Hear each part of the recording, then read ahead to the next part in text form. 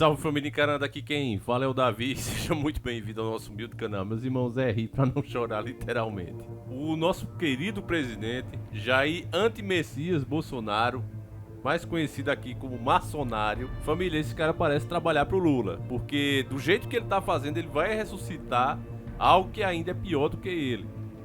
Não tem pra onde correr, olha o que o cara tá fazendo, ó. Dica do nosso querido irmão Adriano Barbosa. Desde já fico agradecimento a esse irmão de fé e batalha. E é praticamente a continuação de outro vídeo que a gente fez aqui, ó. Lembra que a gente falou aqui que ele quer o fim da multa e tal? Olha agora.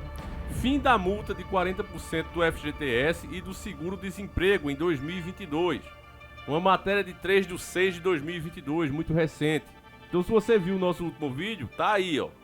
Realmente existe essa intenção de acabar com o FGTS, que pra mim mesmo foi essencial para eu poder continuar trazendo os mantimentos para minha família. Eu perdi o emprego, com o FGTS eu consegui comprar da entrada, na verdade, em uma moto. De dia fazia mototáxi, né? Levava as pessoas para um lado e para o outro. 5h30, 6 horas eu já colava na pizzaria e ia fazer as entregas até meia-noite. Foi assim que eu me sustentei por muito tempo. Isso graças ao FGTS. Agora imagina se eu não tivesse. E essa minha realidade é a de muitos hoje que faz iFood e etc, e etc. Olha o que os caras querem fazer e me diga, meu irmão, se isso aqui não é o governo do anticristo. Há algumas semanas, um tema entrou em evidência entre os trabalhadores de todo o país. Aconteceu que foi divulgado que o seguro-desemprego e a multa rescisória de 40% do Fundo de Garantia do Tempo de Serviço, FGTS, que é aquele dinheirozinho que você recebe quando é demitido, né, sem uma justa causa. Eles poderiam se encerrar definitivamente, ou seja, acabar.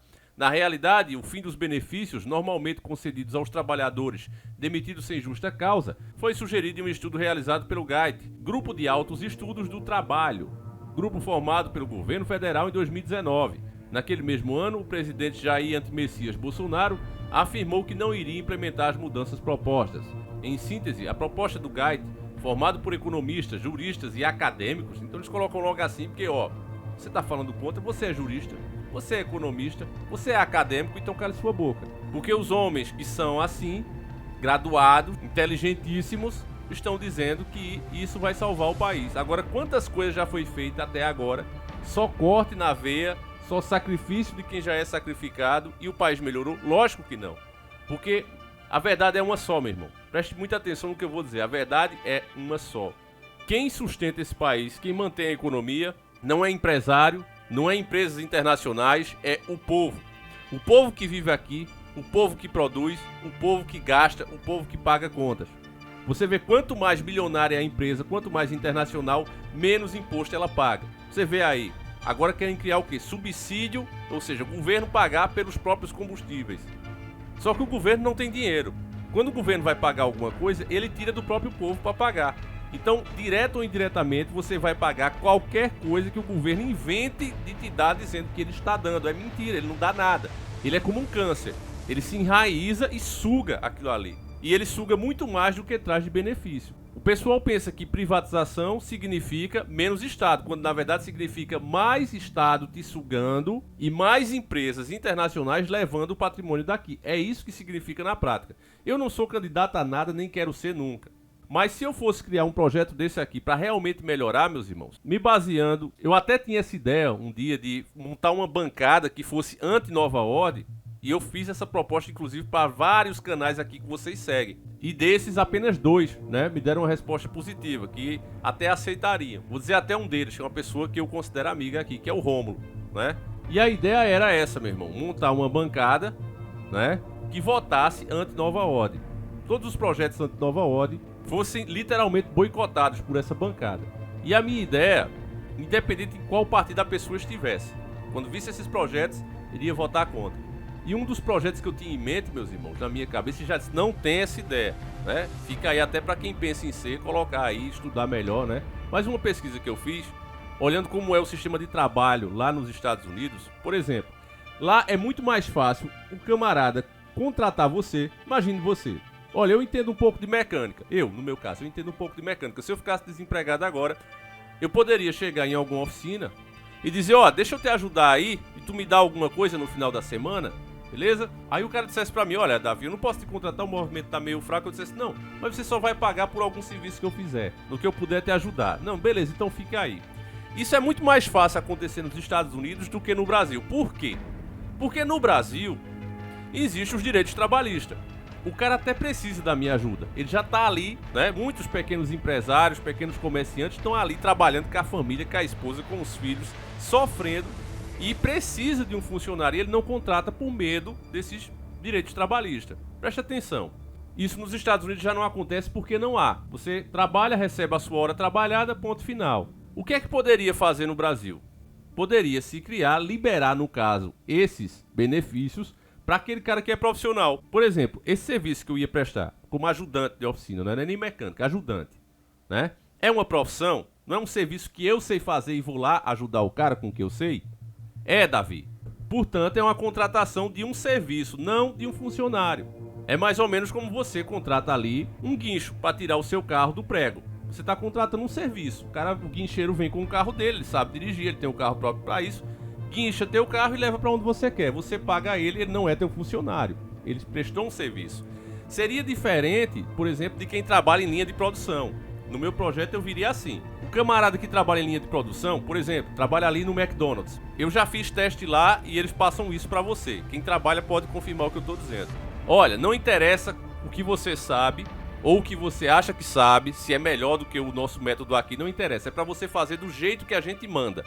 Ou seja, eu vou trabalhar de uma maneira que só serve dentro daquele espaço de trabalho. Vocês estão entendendo? Eu vou só montar um hambúrguer. Ó, primeiro, faça assim, assim, assado. Essas 3 etapas, você vai fazer desse jeito que eu tô mandando. E o cara passa o dia todo fazendo só aquilo. Ele não aprende nada, ele não evolui, ele só sabe fazer aquilo. Então, para quem trabalha dessa maneira, como se fosse uma máquina, né? Em uma linha de produção, essa pessoa tem que ser mantido os direitos trabalhistas. É aquela pessoa que está no caixa, ela fica ali como se fosse de fato um robô, só ali fazendo a mesma coisa o tempo todo. É diferente de um profissional, um carpinteiro, é diferente de um mecânico, aquele que pode prestar um serviço a você. Pelas experiências dele, pela habilidade dele, ele te oferece um serviço que outros não podem fazer. Então esse profissional poderia sim trabalhar sem os direitos trabalhistas, porque embora ele fosse perder de fato esses benefícios, mas ele ia ganhar em muito, porque não ia faltar emprego em momento nenhum. Todas as pessoas que precisam, por exemplo, eu aqui preciso de um editor, eu poderia contratar, porque eu não teria medo de pagar direito trabalhista ao cara. Ó, vou te pagar X, tá bom pra tu? Tá. Se no dia que não tiver, você vem aqui, ó, não dá mais pra trabalhar por esse valor, Davi, vamos negociar. Se eu não quisesse, tem outro e outro e outro que vai contratar ele. Ia gerar muito mais emprego. Agora, a mesma coisa não pode ser feita, como eu disse, para quem trabalha em linhas de produção, né? Fazendo aquele trabalho repetitivo que só serve mesmo naquela linha de produção. E eu não sou político, meus irmãos. Com um tempinho que eu parei aqui, comecei a ver como é lá, como é aqui, o que é que dá certo lá, o que é que não dá aqui. E já criei esse projetinho aqui. Vamos dizer que é o projeto meia mole, meia dura, né? Projetinho. Se os políticos que são profissionais, eu sou amador, não sou político, nem quero ser, já deixo claro. Eles poderiam fazer isso, mas os caras só querem te ferrar. Os caras só querem puxar privilégio pra eles. Se de fato fosse necessário mexer no salário das pessoas pro país ir pra frente, eles teriam que dar o exemplo de cima pra baixo. As pessoas, meus irmãos, não deveriam aceitar isso aqui pacificamente. Isso aqui era pra ser motivo de protesto. Tá dentro da lei, o cidadão tem direito de protesto. Mas os caras fazem essas propostas, a mídia começa a soltar. Você vê que a gente já falou muito antes de vir agora à tona. Você vê que vai vindo. Você pensa que não, os caras fazem. Por quê? Porque a população continua acomodada. Você acha que de fato a mixaria que você recebe de FGTS trabalhando 5, 6, 7, 8 anos é o motivo do país estar quebrado, meu irmão? Um país que gasta bilhões só nas regalias políticas, meus irmãos. Que foi aprovada aí 6 bi para gastar só com as eleições. Mais 25 milhões a mais para gastar em propaganda eleitoral. Pelo amor de Deus, meus irmãos, parece que o pessoal virou zumbi mesmo. Não entende mais nada. Tá anestesiado. Deixa eu continuar aqui com a matéria, que ela é curta, né? Esse tipo de coisa eles nem gostam de falar muito. Desta forma, os valores dos benefícios que seriam ocasionalmente repassados aos trabalhadores demitidos sem justa causa seriam encaminhados ao FAT, Fundo de Amparo ao Trabalhador.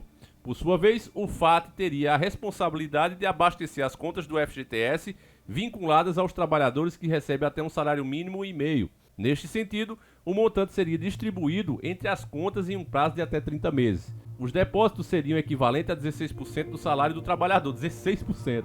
Sendo assim, os repasses mensais seriam de 24%, contando com a distribuição mensal de 8% da remuneração já realizada pela empresa nas contas dos funcionários. Assim, após os 30 meses de depósitos, os trabalhadores atingiriam 7,2 salários mínimos nas contas do FGTS e o governo deixaria de depositar os 16%, lembrando que os 8% depositados pelo empregador continuariam sendo creditados.